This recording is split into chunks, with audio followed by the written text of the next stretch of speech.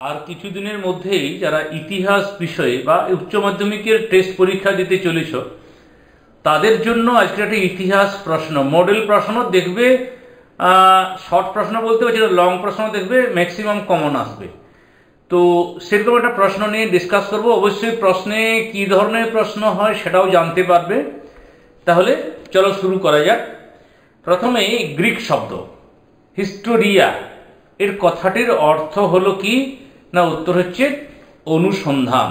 সব ইতিহাসে সমকালীন ইতিহাস উক্তিটি করেন, মানে কার উক্তি? উত্তর হচ্ছে ক্রোজ। ভারতের কোন রাজ্যে প্রথম ইংরেজরা রাজনৈতিক অধিকার প্রতিষ্ঠা করে? এই প্রশ্নের উত্তরটা অবশ্যই কমেন্ট সেকশনে জানিও। এশিয়ার যে দেশ বিদেশি বণিকদের বিরুদ্ধে প্রথম পদক্ষেপ গ্রহণ করে? উত্তর হচ্ছে চীন। শুদ্ধি আন্দোলনের প্রবর্তক? উত্তর হচ্ছে দয়ানন্দ সরস্বতী। আমি বলার আগে নিশ্চয়ই তোমরা বলতে পারছো এই প্রশ্নের উত্তরটা। ইয়ান্দাবুর সন্ধি স্বাক্ষরিত হয়েছিল কত খ্রিস্টাব্দে? ভারতের প্রথম গভর্নর জেনারেল কে? না বেন্টিক। তারপর প্রথম বাংলা সংবাদপত্র সমাচার দর্পণ। নেক্সট হচ্ছে আত্মীয় সভা প্রতিষ্ঠা করেন রামমোহন। গুজরাটের খেদা জেলার দরিদ্র কৃষক কি নামে পরিচিত ছিল? উত্তর হচ্ছে Patidar. All India depressed classes Congress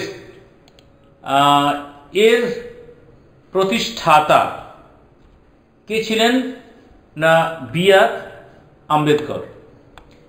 12 নম্বরে দ্বিতীয় বিশ্বযুদ্ধ চলাকালীন বা সেই সময়ে বাংলার 50-এর মন্বন্তর হয়েছিল, মানে বাংলায় 50-এর মন্বন্তর, ইংরেজিতে সেই সালটা কত? না 1943। মিরাট ষড়যন্ত্র মামলায় অভিযুক্ত হননি এই যে ভালো করে পড়তে হবে, সোমনাথ লাহিড়ী। ক্রিপস মিশনের প্রস্তাবগুলিকে দুর্ভাগ্যজনক প্রস্তাব বলে আখ্যা দিয়েছিলেন? খুব সহজ প্রশ্ন, গান্ধীজি। ইন্দোনেশিয়ায় উপনিবেশ স্থাপন করে কারা? এই চারটের মধ্যে এরা হচ্ছে ওলন্দাজ। নাও অর নেভার পুস্তকটির প্রকাশক ছিলেন চৌধুরী রহমত আলী।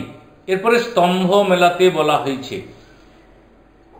রুজভেল্ট আছে, হিদেকি তেজো আছে, সুকর্ণ আছে, ফিদেল কাস্ত্রো আছে। তাহলে রুজভেল্ট এ নিশ্চয়ই যাচ্ছে মার্কিন রাষ্ট্রপতি। হিদেকি তেজো নামটা শুনে মনে হচ্ছে এ হচ্ছে জাপানের রাষ্ট্রপতি। সুকর্ণকে না ইন্দোনেশিয়ার রাষ্ট্রপতি। আর ফিদেল কাস্ত্রোকে না কিউবার রাষ্ট্রপ্রধান। তাহলে যদি আমরা এটাকে মিলাই তাহলে অ্যান্সার দেখবে আসবে সি। এরপরে মাইলাই ঘটনাটি ঘটে? উত্তর হচ্ছে ভিয়েতনামে। ভারতের স্বাধীনতা আইন পাশ হয়? এই প্রশ্নের উত্তরটি তোমরা কমেন্টে জানাবে। মোট 3টি প্রশ্ন দিলাম। পেরেস্ত্রোইকার প্রবর্তক কে ছিলেন? গর্বাচেভ, অর্থাৎ রাশিয়ার ভদ্রলোক। প্ল্যানেড ইকোনমি ফর ইন্ডিয়া গ্রন্থটির রচয়িতা এম বিশ্বেশ্বরাইয়া। ভারতের পরমাণু শক্তি কমিশনের প্রথম চেয়ারম্যান হোমি জাহাঙ্গীর ভাবা। বাংলাদেশ স্বাধীনতা লাভ করে কত খ্রিস্টাব্দে? 1971। সার্কের প্রথম শীর্ষ সম্মেলন অনুষ্ঠিত হয় 1985 খ্রিস্টাব্দে। এরপর 16টি প্রশ্ন অ্যান্সার করতে হবে। কিছু বাড়তি প্রশ্ন থাকবে, অবশ্যই যে সন্দেহ থাকলে বাড়তি প্রশ্নের অ্যান্সারগুলো করে দেবে। ক্যাপ্টেন কুক কোন কোন দেশ আবিষ্কার করেন? উত্তর দেওয়া আছে অস্ট্রেলিয়া, হাওয়াই দ্বীপপুঞ্জ, নিউজিল্যান্ড। বাণিজ্যিক মূলধন কাকে বলে? দূর প্রাচ্য বলতে কি বোঝো? এটা অথবা ছিল। প্রথম আফিম যুদ্ধ 1839। নামকিং সন্ধির 2টি শর্ত। সর্বশেষ চার্টার আইন কবে প্রণীত হয়? 1853। প্রথম সনদ আইন কবে পাশ হয়? 1793।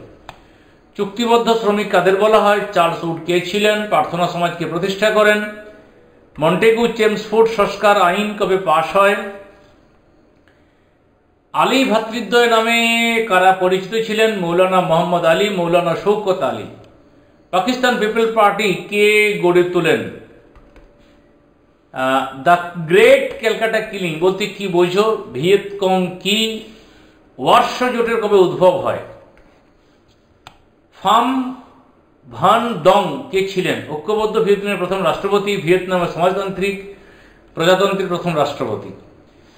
বৃহত্তর পূর্ব এশীয় যুগ্ম বিকাশ এর তত্ত্বকার কে? জাপান। মানে কোন দেশ আর কি?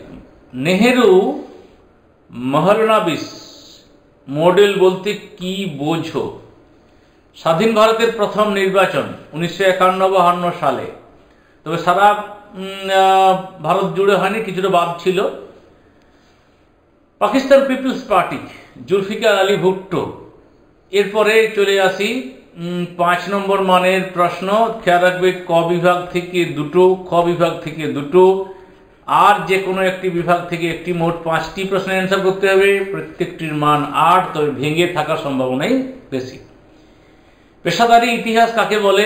পেশাদারি এবং অপেশাদারি ইতিহাসের পার্থক্য লেখো। 2+6 হতে পারে, 3+5 হতে পারে। অথবা মিথ বা পৌরাণিক কাহিনী, লিজেন্ড বা কিংবদন্তি বলতে কি বোঝো? 3+5। অতীত বিষয়ে মানুষের ধারণা কি এরা, এই দুটি বিষয় কিভাবে রূপদান করে?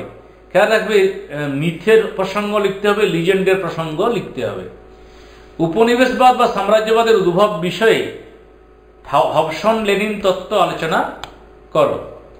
ইস্ট ইন্ডিয়া কোম্পানির আমলে ভারতে ভূমি রাজস্ব ব্যবস্থার পরিচয় দাও। ভারতীয় অর্থনীতিতে এর প্রভাব আলোচনা করো। চীনের 4 মে আন্দোলনের কারণ ও ফলাফল আলোচনা করো। তাহলে এখান থেকে তুমি 3টে বা দুটো প্রশ্ন তো করতেই হচ্ছে, একটা বাড়তি প্রশ্ন করলে কোনটা করবে ঠিক করে নেবে। জালিয়ানওয়ালাবাগ হত্যাকাণ্ডের প্রেক্ষাপট কি ছিল? এই ঘটনার ফলাফল কি হয়েছিল?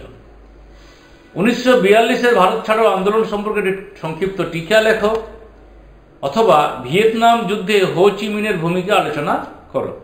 ট্রুম্যান নীতি ও মার্শাল পরিকল্পনা সম্বন্ধে সংক্ষেপে আলোচনা করো।